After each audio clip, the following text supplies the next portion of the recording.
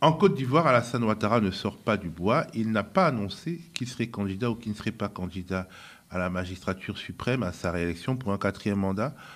Et je me tourne donc vers Jean-Paul Aureau, journaliste ivoirien, bon connaisseur de la scène politique ivoirienne. Pourquoi Alassane Ouattara ne parle pas? S'il ne parle pas, c'est parce que tout simplement, il consent à ce que je pourrais dire, ses sympathisants, les cadres de son parti. Alassane Ouattara s'est débrouillé, vous savez, quand il arrive au pouvoir, pour transformer son organisation politique, le RHDP ou le RDR, en parti-État. Aujourd'hui, la Côte d'Ivoire fonctionne. Voilà. La vie et la gestion du RHDP se confond à la vie et à la gestion des affaires de l'État. Donc aujourd'hui, tous les ministres, tout le monde appelle à sa candidature. S'il ne dit pas non, c'est que Ouattara est candidat. Pour moi, c'est aussi simple que cela. Qui se tait consent. Ouattara était chef, ce n'est pas... C'est pas un chiffon, un chef n'est pas un chiffon, comme on dit à Abidjan. C'est pas un chiffon pour qu'il ait une pression extérieure. Et tout le monde sait que le président de la Côte d'Ivoire ne supporte pas une supposée pression pour l'amener. Si aujourd'hui le président Alassane Ouattara, à 10 mois des élections, n'a pas encore désigner son dauphin ou celui qu'il veut, c'est parce que lui-même il veut rempiler. Ça, il veut rempiler, mais dans une atmosphère où il y a plein de points d'interrogation. Laurent Gbagbo n'est toujours pas éligible en raison d'une décision de justice spéciale.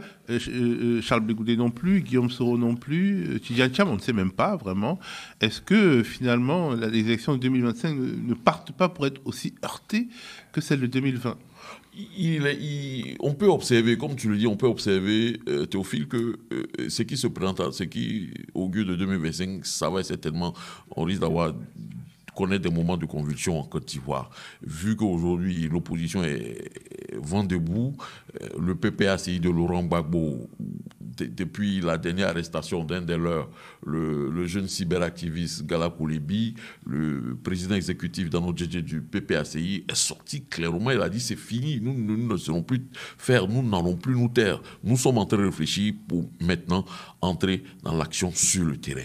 Quand on voit Tidjane Thiam qui devient PDCI, qui devient de plus en plus virulent à l'endroit du pouvoir et de la gestion du président Alassane Ouattara, dont on présente le programme comme inattaquable. Lui, il attaque. Quand on voit un Jean-Louis Billon, le premier, je dirais, après l'État de Côte d'Ivoire, en tant que patron du groupe Civca, le premier employeur de Côte d'Ivoire, 37 000 salariés dans son groupe, et se lever et aujourd'hui se plaindre et attaquer la gestion du pouvoir de Ouattara, dit que la quasi-totalité de l'économie ivoirienne est dans la main des étrangers. Quand on arrive à ce stade où les positions se durcissent, se radicalisent, et l'opposition, sans sourciller, qui attaque clairement et lève de sévères doutes sur celui qui va organiser les élections, c'est-à-dire la CEI, moi je pense que... La Commission électorale indépendante, toutes les conditions, tous les ingrédients sont en train d'être réunis pour une situation certainement peut-être explosive. Et récemment, on a écouté le discours du président de la République. Il n'a pas laissé planer même la possibilité qu'on aurait une élection inclusive. Il déroule son narratif sur un monde quasi enchanté. Voilà. Pour lui, non, on aura des élections apaisées.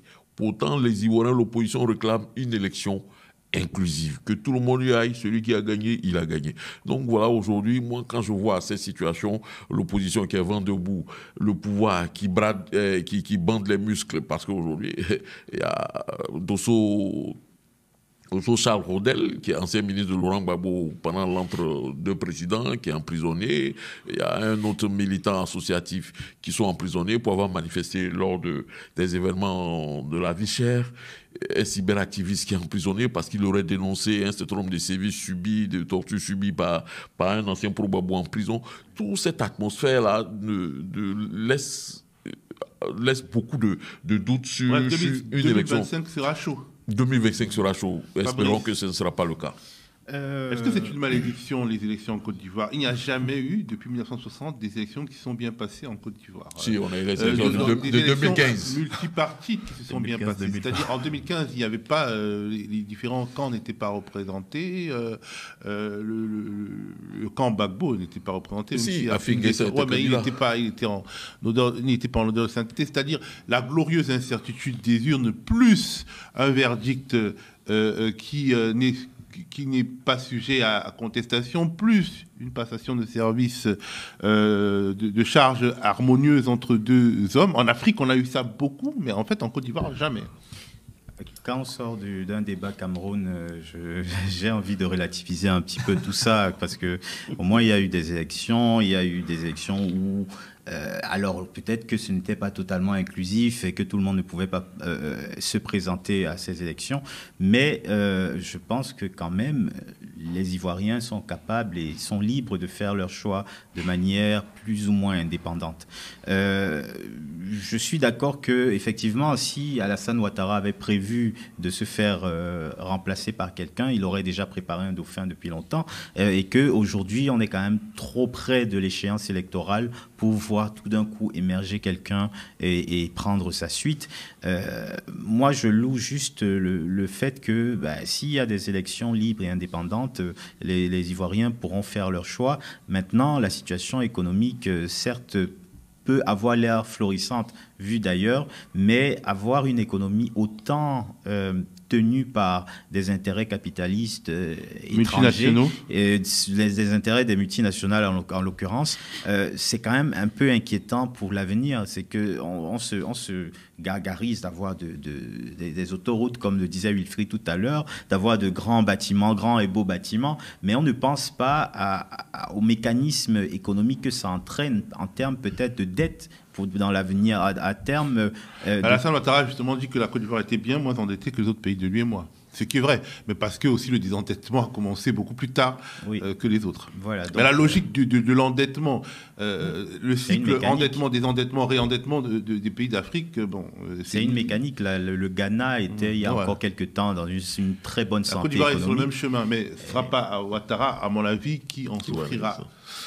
Wilfried, quel regard tu portes justement sur cette année électorale qui s'annonce en Côte d'Ivoire? Ouais, disons que le Cameroun et la Côte d'Ivoire sont deux pays qui partagent... Le même mois, il y aura des élections. Oui, c'est deux pays qui Dans les deux belles familles. C'est deux pays qui partagent une frontière commune, mais invisible. C'est assez incroyable, vu la distance qui nous sépare. Il y a des destins, les destins sont liés. Une frontière de gueule, on va dire. Oui, dans une mécanique assez impressionnante. Et même le cafouillis dans cette problématique électorale. Autant on a un dinosaure à la tête du Cameroun qui confond 92 et 29, autant en Côte d'Ivoire on a, c'est-à-dire ce que j'aime appeler le boulgui-boulga. Déjà au sein de l'opposition, ce n'est pas facile. Ouattara, qui évidemment, moi je me mouille, je n'ai aucun problème avec ça, va se représenter à nouveau. Il ne se voit pas du tout parti. On voit le narcissisme dans la personne. Comment est-ce qu'il a renommé le camp de Port-Boué? Ouattara, Thomas Dakin, comme par hasard, il a pris le nom d'un général. Comme par hasard, il a pris c'est-à-dire de tous les chefs d'état-major qu'il aurait pu choisir, il a fallu que ce soit un autre Ouattara. Alors, passons dessus. En tout cas, il va se représenter. Il n'a pas cherché. Il y a un numéro 2 au sein du RD, au sein du RHDP. C'est lui, et ce sera lui. De la même manière qu'il a dit que c'était lui quand Amadou Gon Coulibaly est décédé. Il y avait moyen de montrer que à l'intérieur du RHDP, quand même, c'est une coalition de partis. Il doit bien y avoir quelqu'un qui est frais, qui a bien assimilé les leçons de Ouattara et qui peut être encadré, mais maintenant exercer la pratique du pouvoir. À ce moment-là, Ouattara a dit c'est moi. Il a dit c'était un cas de force majeure. Oui, et le cas de force majeure. Emmanuel Macron a dit la même chose. Oui, incluait que forcément ce sera lui. Et donc, du côté de l'opposition, évidemment, il joue un jeu dangereux. Vous l'avez dit, monsieur, je suis d'accord avec vous. C'est-à-dire, il crée beaucoup d'incertitudes. Autant je n'étais pas trop surpris par la disqualification de facto de monsieur Guillaume Soro ou encore de Charles Blé Goudet, qui est peut-être moins puissant qu'il ne le croit lui-même. Autant jouer ce jeu contre le PPSI de Laurent Gbagbo, ce n'est peut-être pas la chose à faire. Autant également le FPI, qu'il y avait déjà un problème au moment de la dislocation où le PPAC est justement né en en 2021. Aujourd'hui, on a un FPI de M. Finguessin, un FPI de Jean-Louis Billon. C'est pas très... Un PDC de Jean-Louis Billon et de Tidiane Cham. En fait, c'est compliqué en ce sens où, même au sein de l'opposition, il n'y a pas une vision claire de quelqu'un qui challengerait avec la plus grande probabilité de réussite Alassane Ouattara. Il joue un peu de ça.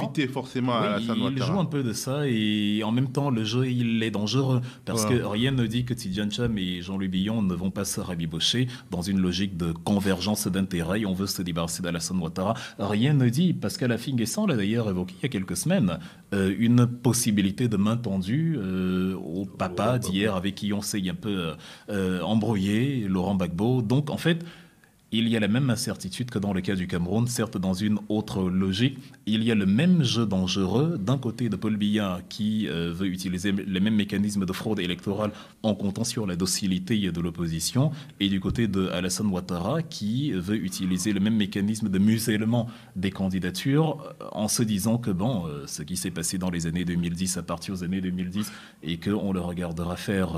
Ouais, alors on va bientôt terminer cette émission. Juste un petit mot sur la Guinée de Mamadi Doumbouya, où il y aura des élections. En tout cas, dans les pays de l'AES, rien de tel n'a été annoncé, mais en Guinée, si. Alors, tout semble indiquer que Doumbouya, accusé de nombreuses violations des droits de l'homme, sera candidat. L'époque des militaires qui venaient balayer la maison et rendre le pouvoir aux civils, elle est terminée. On est arrivé là, Fabrice. 30 secondes.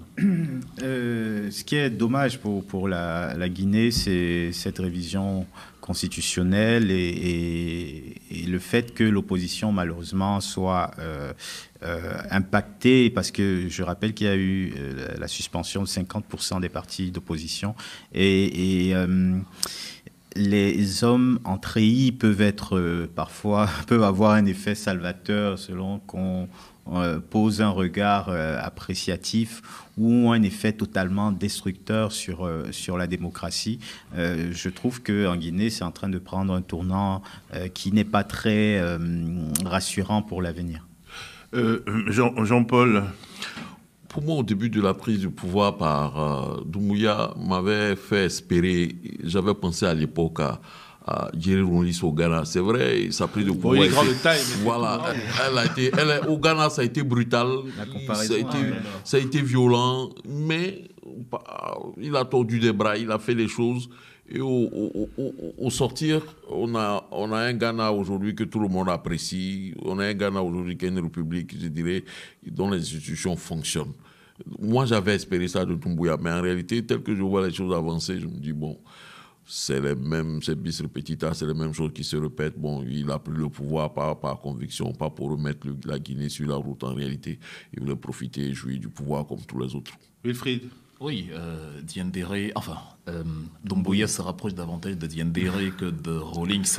Non, moi j'avais pensé au début, mais après j'ai déchanté. Oui, et le gros problème justement, il n'y a pas de vision claire. Il a pris le pouvoir, il a renversé Alpha Condé, mais voilà, on ne sait pas pourquoi il a renversé Alpha Condé. Il avait promis le référendum, la réforme et le recensement pour l'année 2024, ça n'a pas eu lieu. Il le promet pour 2025. On va dire, cela fait quand même partie des coups d'État plus ou moins approuvés ou des coups d'État appréhendés avec docilité par les officines internationales qui l'ont d'ailleurs invité ici à la francophonie, le type de coup d'État que détestent les populations africaines parce qu'il n'apporte rien si ce n'est à celui qui a mené le coup d'État en question. Voilà, on observera tout ça. 2025 sera une année très importante politiquement en Afrique. Merci Wilfried, Fabrice et Jean-Paul, et merci à vous d'avoir regardé ce numéro de Décrypter l'Afrique, le panel. Rendez-vous bientôt pour de futurs décryptages de l'actualité africaine.